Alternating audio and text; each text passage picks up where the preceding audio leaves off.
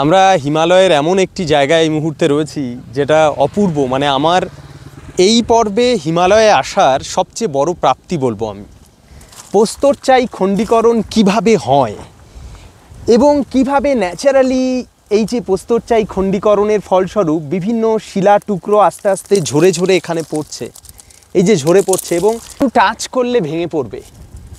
এই যে কি দারুণভাবে ওপর থেকে এই যে খসে পড়ে যাচ্ছে পুরো একদম টুকরো টুকরো হয়ে, এবং এইটা পুরোটাই রয়েছে বেলে পাথরে রূপান্তরিত রূপ, অর্থাৎ কোয়ার্টজাইট শিলা রয়েছে এবং সেই শিলায় প্রস্তরচাই খণ্ডীকরণ কি দারুণভাবে, এবং ব্লকগুলো এইভাবে ধরার সাথে সাথে ভেঙে পড়ে যাচ্ছে, এইভাবে ধরার সাথে সাথে ভেঙে পড়ে যাচ্ছে, মানে এত সুন্দরভাবে। এবং ওপরে পুরো একদম উদ্ভিদের লেয়ারগুলো দেখা যাচ্ছে, মাটি যেটা একদম পাতলা একটা সয়েল সারফেস রয়েছে।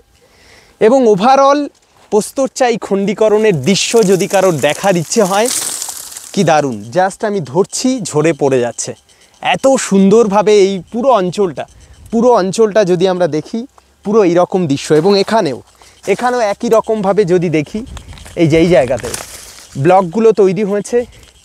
প্রস্তরচাই খণ্ডীকরণ কেন বলে, এখানে কি হয়, খণ্ড খণ্ড পিস যেমন আমরা কেককে কাটি সেই রকম কাটার মতো খণ্ড খণ্ড। এবার খণ্ডগুলো দেখো যেমন ভার্টিক্যাল রয়েছে তেমন হরাইজেন্টাল রয়েছে, অর্থাৎ অনুভূমিকভাবে উলম্বভাবে এই ক্র্যাকগুলো তৈরি হয়েছে, যে কারণে পুরো ব্লকের মতো খসে যাচ্ছে। এরকম যদি আমি টানি পুরো ব্লক হয়ে খসে যাচ্ছে, পুরো ব্লকগুলোকে দেখা যাচ্ছে।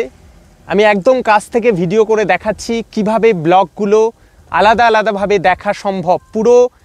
পুরোটাই বেলে পাথরের রূপান্তরিত রূপ, অর্থাৎ কোয়ার্টজাইট শিলা রয়েছে এবং সেই কোয়ার্টজাইটের ওপরে হয়েছে এই রকম ব্লক ফরমেশন, যে ব্লকের কারণে পুরো অঞ্চল জুড়ে পুরো সারফেসটায় কিন্তু এই রকম ব্লক রয়েছে এবং সেই ব্লক বরাবর কিন্তু এইভাবে একটু একটু করে ঝরে পড়ছে ওপর থেকে, এইভাবে ঝরে পড়ছে। দেখে মনে হচ্ছে কেউ হাতুড়ি দিয়ে ভেঙেছে এগুলোকে, কিন্তু আদেও হাতুড়ি দিয়ে ভাঙা না, পুরোটা আবহ বিকারের ফলস্বরূপ হয়েছে। অংশ তো এখানে যেমন জৈব যান্ত্রিক আবহ বিকারও অ্যাক্টিভ রয়েছে, কারণ শিলার ওপরে রয়েছে বিভিন্ন উদ্ভিদ এবং তার শিকড় অনেকটা প্রসারিত, যেমনটি এখানেও দেখা যাচ্ছে শিকড়টা অনেকটা নিচে অনুপ্রবেশ করেছে, সেই শিকড়ের প্রভাব এবং ওভারঅল যে যান্ত্রিক প্রক্রিয়া সেই প্রক্রিয়ার সমন্বয়ে এই অঞ্চলটা এইভাবে একটু একটু করে আবহ বিকারগ্রস্ত হচ্ছে। এত সুন্দর একটি জায়গা এই মুহূর্তে আমি রয়েছি এবং সেটাকে দেখানোর চেষ্টা করছি। দারুণ একটা প্রাপ্তি এই পর্বে আমার হিমালয়ে এসে। এবং এইভাবে এখানেও যদি আমি দেই, এই জায়গাগুলো আমি চাইছি না আলগা করে দিতে, কারণ এখানে পুরোটা এইভাবে আস্তে আস্তে পাহাড়গুলো ক্ষয়প্রাপ্ত হয়ে দেখা যাবে। দেখো এই যে কি হচ্ছে ওপর থেকে, এটা তো আবহ বিকারের ফলে টুকরো টুকরো হচ্ছে শিলা, এবং সেই শিলা যখন নিচে পড়ছে স্বাভাবিকভাবেই যখন জলের ধারা বাহিত হবে তখন এখান থেকে এই বোল্ডারগুলো নিচের দিকে ইরোডেড হয়ে চলে যাবে। এইভাবে আবহ বিকার ক্ষয়ীভবন এই প্রক্রিয়াটা কিন্তু অ্যাক্টিভ রয়েছে সব জায়গায়। তো এটাই খুব কাছ থেকে দেখানোর চেষ্টা করলাম যে কিভাবে প্রস্তরচাই খণ্ডীকরণ হয়, এবং যেটা আমরা এই পর্বের ভিডিওতে সুন্দরভাবে ফুটিয়ে তোলার চেষ্টা করলাম। জিও টিউটোরিয়াল লার্নিং প্ল্যাটফর্ম এবং আমাদের ক্লাসরুমের মুখ্য উদ্দেশ্য হলো ভূগোলকে খুব কাছ থেকে টাচ করা, অনুভব করা, আর সেই উদ্দেশ্য নিয়েই আমাদের ভারতের বিভিন্ন জায়গায় ঘুরে বেড়ানো।